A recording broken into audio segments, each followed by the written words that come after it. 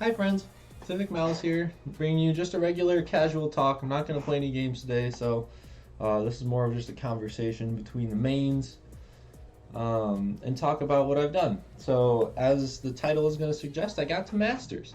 So we're going to go through my Masters run, kind of how I got to Masters, my gameplay style, and then we're also going to talk about, some things that I saw. I made a Reddit post, and we're going to look at that real quick. We're just going to look at some of the comments. I don't have it pulled up here, but go over some of the comments that I got from this while looking at it. So as you see here, I got Masters. You get 1 LP for promoting off of 78 games with a 58% win rate. So that's pretty dang good. I think last season I got to Masters when I did in about 300 games, maybe 400. So to get that into 80 games is pretty damn good. So if we take out the calculator here, it says that I've played Malzahar 56% of the or 56% win rate on 66 games. So if you take 66 divided by 78, you played him about 85% of the time. So most of the time, I'm just playing Malzahar. I spam the shit out of him, and that is what it is. But if not, I get into more of the safer champions, because this is one of the Reddit questions. When you're not playing Malzahar or you get picked off roll, what do you play? So I like to play safer champions because Malzahar, he's a control mage. He automatically starts out playing safe. So looking at this, I got Seraphine. She's a pretty safe mage too. She just sits back and throws out abilities. She has one big ult that again can change a fight, kind of like Malzahar. And then I'll also play like Ezreal. So Ezreal is also very safe, and that's if I get picked ADC. He can CS really well, and then he can hit from afar because he just throws out a lot of poke damage. So I don't play that many different games like you see. 3 games played, 3, 2, 1, 1. I try to just normally play Malzahar if I can, and I either will dodge if it's not looking good if I get picked in a different role. Or God forbid I get jungle. There's no way I can jungle in a Diamond Masters Elo. Hell no. I can play Malzahar top. I have a couple games like the one that I posted where I played really bad, but I played really safe. So I feel like I can do that with Malzahar and at least be a little bit behind versus just straight up inting and feeding. Which again, the last video doesn't really do it justice, but it is what it is. So yeah, I'll play those two. In the mid lane, if somehow Malzahar gets banned, which I don't know why you're doing that, or if someone takes Malzahar, or otherwise you can't get them, I like to play Syndra, Galio. It doesn't say too much here off of just 3 games played, but like in a normal setting, I've been getting lucky with spamming Malzahar. But sometimes I'll play a lot of Syndra, or I'll play a lot of Galio. I just like their agency. Syndra's a bit more of a DPS with the ability power. You have a lot more kill pressure in your lane without the request from a jungler. And then Galio kind of plays a little bit similarly to Malzahar in my mind, is more of like a support where you're trying to go in and you do your taunts, you fly in with your ult, can change a fight. So that's that. I used to be a Leona main back in like season 4 or 5 when I was like silver or gold. So I could still pull out Leona for the one time. And then Orianna, I don't even want to talk about it. Let's see if we have all of the stats from this, from Rank Solo. I do not want to learn more, thank you. I had a Malphite game that was really bad. Oh, that's all I played? Wow. Okay, I had a Quadra with Malzahar, hell yeah. Alright, but anyways, that's not the point of this. The point of this is to look at my summary. So, oops. I don't want to play that. Oh, please don't give me viruses. But anyways, barring this video, yeah, we can kind of go through and look at some of my games and how I got there. There's a lot of questions in terms of, itemization and runes. And you'll see like 5th place on my team, 4th, 6th, 4th, 7th, 3rd, 4th, 3rd, 5th. So I'm consistently like in the middle somewhere roundabouts. There's a couple games where I get my ass carried really hard. Like I was, yeah. There's some other games where it was just bad, but looking at these, let's just start out with this one, shall we? So looking at this, this is the last game on how I got to it, right? I think so. Oh no, it's up here. So looking at some of my items, this game was a little bit different. We had the patented Taric Seraphine bot lane with the shields from beyond imagination. So I went a little bit more damage instead of Lucidity Boots, but most of my games is Malzahar. Let me see. Yeah, let me just collapse all of these. Like looking at this, I went for a damage build again. I think, did she build? Yeah, she built ability power. I don't know. I was kind of just like testing some things where I was just said screw it. You know, I'm feeling a little bit more aggressive, so I went boots, and that kind of shows with my 7-5-15 or 5-3-9. But most of the games, like here, you just build, you know, your Leandries, and you get Lucidity Boots, and you get Rylai's. See here, Leandries, Lucidity Boots, Rylai's. Leandries, Lucidity Boots, Rylai's. Same whole thing that I've been playing for most of the games. It's a very similar build. A lot of the times, like, you look at my teams. So, on some of these games, I can just tell you right away, if this person's on my team, I probably want Yone or Viego to get fed.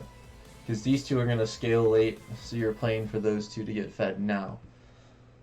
If you're looking at this game, you want Ezreal to get fed, or maybe even the Aatrox, because they'll pop off if they can get some resets. In this game, probably your Jhin and Kayn, if you can. That was a hard game. That was a really tough game. I remember that. And then, let's look at some more Malzahar games. Let's do this one. Oh, is that the same? No, it's not the same Yorick. I guess this game was also really weird. Let's look at our team. We had a Yorick jungle. But anyways, that doesn't matter. A lot of the times you're playing as Malzahar to get the most amount of assists possible. So what do I mean by that? So barring this, you know, 5-3-9, that was a good KD because it's very positive. Personally, I like to have more assists than I have kills. So that's good. 7-5-15, that's good. 5-8-11, that's looking a little bit more normal for me. I will typically die the same amount of times I get kills or kills to deaths, but my assists will usually be higher. And so we look at a game like this, 1-1-11. That's perfect. That's what we love to see.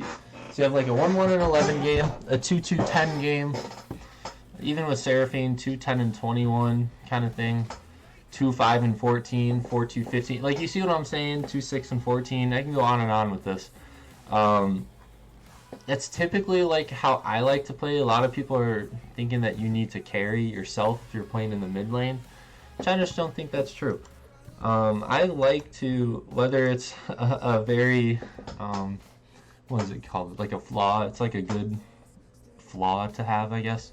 But I like to rely on my teammates, and it's really, really hard to do at lower elos, trust me, I know. That you might have to go a little bit more damage and maybe skip out on the Lucidity Boots for, you know, like a Rabadon's plus the Sork shoes and stuff like that. So that's what you get. But then when you start to get very competent people in your games that know how to push their limits, you like to play for them. And I think that's where Malzahar becomes very important that a lot of people don't think about. Is that he's such a great enabler. I used to call him like the purple enabler or something like that back when. But you like to get your win conditions fed, and that's what I'm here to do. I'll push a side lane, and then that's why I have TP. I'll TP into a fight. I don't have any clips pulled up, but I'm sure there's plenty of clips I can find where I either TP in from somewhere to join a fight. And just know how your team's going to play around objectives, and maybe that's the master's mindset that you need to have if you're trying to climb, is that a lot of the time, you know, you have a set of rules that you follow in a set of plays that you think are good if executed correctly, but you're also going to have, you know, 4 other teammates on your team that have maybe a very different mindset.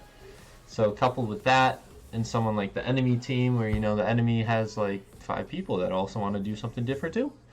So you just got to kind of play around that and know what your timers are, know when your ult's going to be up, and that's why Lucidity Boots helps, because it's usually always up when you start to get like, I don't know, 2 items, 3 items, like if you get Zonias. And play around your timers, your flash especially. Your flash is so good and very important for flash ulting people. I put a highlight out where I flash ulted the jungler, and then off of that came another stun, either a stun or a silence, and then I silenced on top of that. And the amount of chain CC that we had was just insane. You could have like 4 to 5 seconds where the enemy can't move, they can't use abilities, they can't do anything. So that's kind of a different mindset that you might have to have while playing. And then, yeah, let me pull this up real quick. So I'm going to go through the Reddit, and I'm going to look at some of the comments that I got, which are very good and well-oriented comments. View all comments. Here we go. So one of them, did you notice a bump in the win rate after the bug fix? So for those that don't know, there's a bug where if you put the Malefic Visions, your E, space aids, on a target as it was dying, it, for some reason, about half the time, maybe if not more, it just wouldn't transfer to the next minion. It did that, but then randomly, as they were doing, you know, their normal bug patches and stuff, that got bugged. So usually you couldn't, like how I have Rylai's, you know, you throw Rylai's on a dying minion, automatically leaps over to the champion, and that's a huge way you can get like a good gap closer for your team to run in. You know, it will damage them because at that point you should have Leandri, so then you're doing damage while slowing. If you have someone like Jhin who can hit a stun off of that, that's huge. It allows you to run up, press R, you know, anything like that. For the longest time that was kind of busted, but recently it got fixed. I did it a couple times if it was like a cheeky play where it would help to get the E on them, but if not, you know, I'm just throwing it on a wave at random. If anything, it kind of pissed me off more than anything because I couldn't CS properly with it. So I just tried not to rely on that kind of mechanic to play. So I responded, I said it didn't feel like a huge difference, but a good quality of life change. And that's very true. Now I know that I can pull off those cheeky plays more often than not because the bug is fixed. So that's good. Let's see. We got complimented on the Overlord Malz skin when I last played that game. I love that skin. Overlord Malz is so good. It's like an OG classic. It's along the lines with like the Shadow Prince. I think it's Shadow Prince. I think it's the second skin, or Jhin Malzahar, the Jhin. So let's see. Yeah, what other roles do you play in mid? What other picks? Like I said, I like to play Seraphine sometimes, but mostly just Syndra or Galio. I've been working on Victor a little bit, and then for an AD side of things, I'm trying to play a little bit more Jace. Jace is he's mechanically pretty tough because you can do a couple of combos with Jace with his E and the Q. Then if he has his hammer form, that's with his gun shoot, but with the hammer you can do the W and stuff like that. So I usually always ban Victor when I play. Recently it might be a little bit more Orianna because that very last game right here I got torched by this Orianna. She was really good. She just would not die. She could clear all my minions. Anytime I try to ult, you know, it's so easy for her to just throw a ball and then ult, and then it'll, you know, cancel your ult kind of thing. But usually it's Victor, just because I've had really bad experiences with Victor. And before that it was Zed, because Zed would just, you know, I could play pretty decent against him. All you have to do is build Seeker's Arm Guard into Zonia's eventually.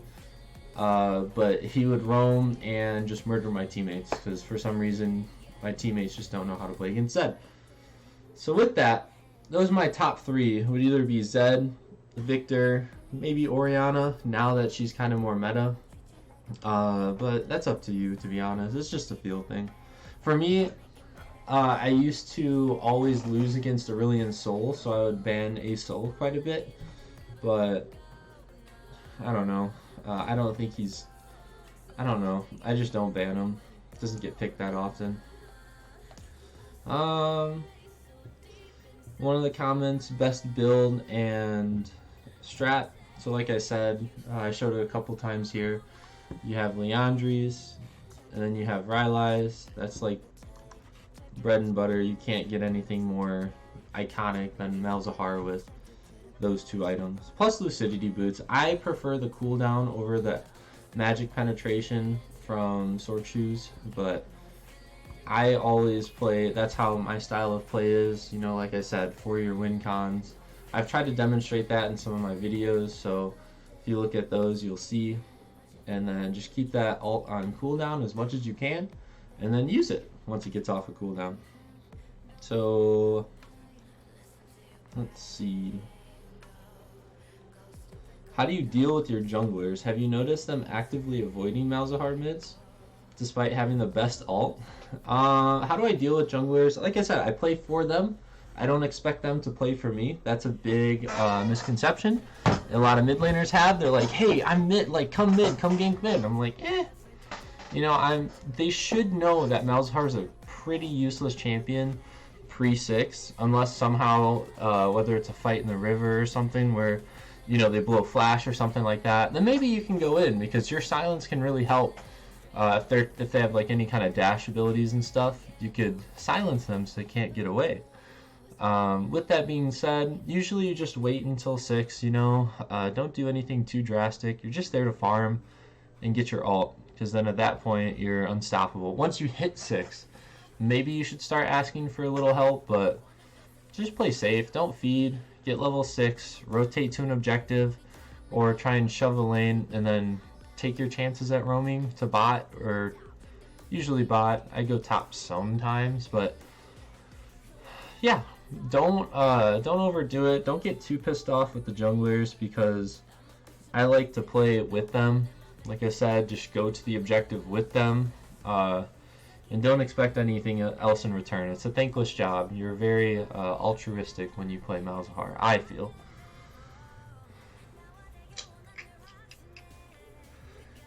This comment says, I'm not a hater, but what's the difference between a gold and a masters player? Is there something about this character that actually makes him hard to climb?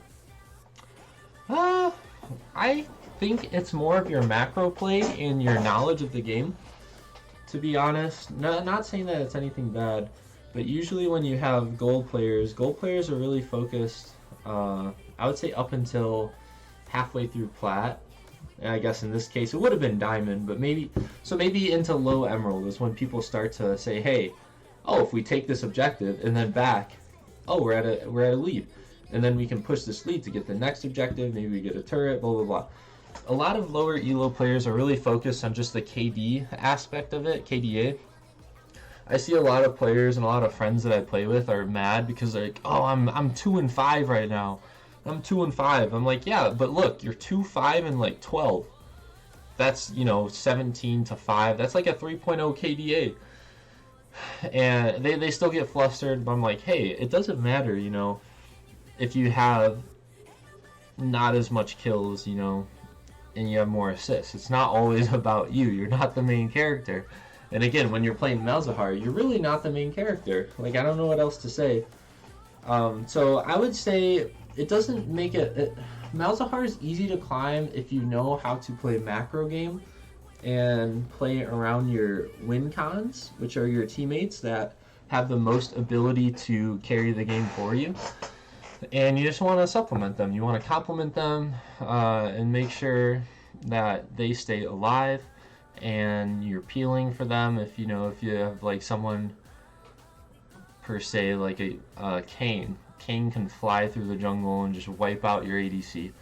But if you're walking with your ADC and you see him like starting to fly towards your ADC, you can either ult. If he's far away from you, you can flash ult. And Kane's not the most hardy champion, especially if he's blue Kane. So maybe you and your ADC can kill him, and then if you have support from your team to follow up, maybe he doesn't make that play ever again. So I think that's really important to understand, is how to play the macro. And that's just, you know, making sure you're hitting your CS. Most of my games I'm at like 6.5 CS per second, which honestly is not even that good for Masters. I think it should be around 7. But yeah, I'm about 6.5 CS per second. So I say focus on increasing your CS per minute. And then I would also make sure that you know how to look at jungle timers and how to look at jungle timers and cooldowns. Just knowing that, hey, if he blew his flash, the enemy mid laner blew his flash, you should be spam pinging your jungler. And you're like, hey, I have flash and I have ult. There's no way that he can get out unless if, you know, the whole Avengers show up and he has like 4 people to back him up. So that's the advice that I would give, is mainly your macro, your CS, and timers, whether that's, you know, objective timers or champion cooldowns or champion death timers. There are a lot of times where people will make a good play and they don't see that the enemy team's about to respawn. Enemy team responds, they hit TP, they TP on top of you while you have no mana, you know, you already used your ult and you're just dead. So a lot of that can be solved just through general knowledge of macro, and that just takes time, and it takes your ability and willingness to learn and be coachable, I guess. I mean, I don't have a coach, never use training, but that's like reviewing your VODs, actively saying, hey, I died here. Why did I die? Is it because I was greedy? Was the turret plating at about like half of the HP you need to get a turret plate? So did you stay? Did you overstay a fight? You know, are you guys trying to chase a 2-7 support, a 2-7-0 support that means nothing for you guys? Are you using your ultimate on a champion that has QSS? Are you ulting the wrong champion? You know, are you ulting like again, are you ulting the 2-7 champion when you should be ulting the only 6-1 champion that they have on the enemy team? I would say a couple of those things and you'll be climbing in no time. So keep at it and don't give up. Let me see. Any tips on tracking enemy junglers better? What can I do overall to become a D4 player instead of stuck in gold? So tracking the enemy jungler, I think that comes off of a lot of experience and time playing. You have to be able to see with wards where, you know, the enemy's going to start. If you and your teammates ward their side of the map, that'll give so much information, and information is the greatest weapon of all. I think if you know where the jungler is, takes them about, you know, 3.5 minutes to full clear and then get to Scuttlebug, which is usually when fights start to break out. It's about 3 to 3.5 minutes. Know if the enemy jungler is going to invade. If they do, you know, their horizontal clear through the map, or if they do a vertical clear from their side to your side, because you know that your jungler is either not going that way, he's going for like a level 2 gank or something. So that's one thing. And I think another thing with tracking the jungler is knowing that, hey, if he's topside, you know that he is on the top side of the map, and you should be playing towards like the mid to bot river, if that makes sense. Place good wards. You know, I don't have the map with me. Maybe I can do this. Summoner's Rift map. So if we look at this real quick, give this a good representation. Is it gonna blow up? Nope. Here we go. Let me see if I can just like blow this part of the map up only. Yellow. Oh, that's not what I wanted to see. Oh, sorry guys. I'm gonna try and show you guys how to look at the map and place good wards. Oh, here we go. Can I just see it or no? Nah, it doesn't look like that. But basically, if you're looking, can I just open a new window? No, that doesn't help anything. Well, anyways, I'm trying to see, but if you place in like Pixel Bush, which is that bush that's right before Baron or right before Drag, that's really good because it gives you all of the avenues inside of this river to where a jungler could try and gank you. If you get the little bush that hovers around their red buff, that's also a really good ward because that's more of a deeper ward, so you can see them whenever they're on chickens, if they're coming over from their top side, or in this case the bottom side. And it gives you a little bit more agency to where, hey, you know that they can't be here unless they go over a wall. So you can play more to that side that you have the ward on, and that way you should always be looking at your map. And I guess this is a very, very important tip for people trying to climb, is you look at your map, blow that thing up as big as you can get it, as much as the slider will allow you to blow up the map. Do that, because I don't play it, if it was 100%, I probably play in like 80 to 85% of the map, and it's so crucial. If you see the little bubble pop up of enemy champion's name or their picture, that's so important. If you get that information and you can relay it onto your teammates, or you can see if the jungler is about to come your way. So I think that is incredibly important, and that goes with the whole vision thing. I think you need to place better wards that give you better information. You know, sometimes you can only place it in like the river, the bush right here, right in between right where the river starts. But you should be trying to, you know, shove a wave up and then get deeper wards, because then it'll also be able to help track if the enemy is going to rotate, and if the enemy is going to try and gank bot lane or roam top or something like that. Vision is very key, especially at high elo, because it'll tell you everything that you need to know. Do we have a vision score on here? Wards, placed 8 wards. Yeah, I'm on par. I am on par with my support. Let's go to the next game. 6 wards, on par with the support. 3 ward. I mean, that was a quick game, I think. No, 29 minutes. Placed 14. Oh, that's just control wards, sorry. Control wards are very important too. Definitely buy control wards. They're only 75 gold. Don't spend way too much. Don't always have 2 control wards in your pocket. But control wards are super important. But yeah, 14 wards there. It says 23. Okay, now I'm seeing. You know, I placed 34 wards when I'm a support, because that item is freaking busted. But yeah, trying to get vision around objectives helps so much, because when you're just flying in the dark, so many bad things can happen.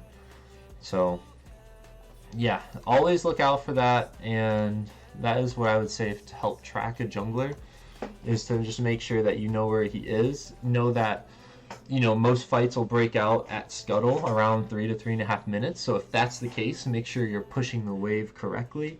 Make sure you know when to push the wave, or if you're just getting shoved constantly, maybe to be able to, especially if you're Malzahar, it's so easy. If a fight's about to break out, throw your E and your W on a wave, and then you can leave to go join that fight. But you're still getting all the CS from back there, because your minions are going to start killing all the enemy CS. So your voidlings are going to kill the enemy minions. That's what I'm trying to say. You could do that pretty easily. Knowing when those fights are about to break out is crucial. Knowing how to properly ward and gain vision in the correct areas is very crucial. And then also maybe knowing that, I don't know, knowing if there's no objectives up, like if Dragon has been taken, junglers are more likely to either be clearing their own jungle or trying to look for plays instead of trying to force like a dragon fight or something like that. So know how objectives affect a jungler's clear. And then know that if they're going to be top, you know, they have to back at some point, and they're probably going to be playing on the bottom side. It's hard to see if you don't have any vision, but you know, if like a enemy mid laner, or you see like the enemy top is like constantly shoving, either they're really messing up and they're just blindly shoving the wave, or they know they have support. if your jungler tries to come gank, because then they can have a counter gank. So knowing those is very helpful, and I think just wards is like overall the best thing. So yeah, I think that's it for now. I'm looking at my clock here, about 30 minutes. I don't know, man. I think after this, I'm definitely going to try and make a push for Grandmaster. I think in our ELO for North America, it's about, I don't know, 300 to 400, 350-ish to get to GM. I don't know exactly that I can do it. I've never been this high up before. Last split was I was Masters, and this is uncharted territory. Like, I ended the season Diamond 2, 99 LP. I fell from grace, and then at that point I was just like, I just don't want to play anymore. But yeah, let's look at this progression. Look at this constant improvement. Season 4, Silver 1. I don't know if they have even more seasons, but I remember being Bronze. But Silver 1 to Silver 3, so it kind of fell back. That's the season that they had Morgana with that Victoria skin, and I didn't get it, and I was so pissed. But yeah, I went from Silver to eventually Gold for, 3 or 4 seasons straight, and then like, hey, I'm gonna figure this out, okay? So I kind of figured out what I did wrong, and then I moved on from there. And then in 2020, I got to Plat 4, 21, Plat 3, halfway up to Plat 2. And then last year, I got to Diamond 4. I just cut it. Was it Diamond 4, 1 LP? Yeah, I just cut it there. I was like, I got Diamond. I'm done. I think somewhere up here, I could probably show it next time, but I have a MALZAHAR poster that was to commemorate me getting Diamond for the first time ever. And then last split, I went from Masters down to Diamond 2. And this split, I am Masters. Who knows if I'm even going to keep this. I'm just going to play. And it depends on what happens when I play, but it'll be pretty sick if we can just get to GM or something like that. But I'd have to absolutely no-life it. I don't know that I want to do that. So, we'll see. But until next time, thanks for watching, guys. Thanks for chilling with me for 30 minutes, hearing me talk. And see you guys on the next one. See ya.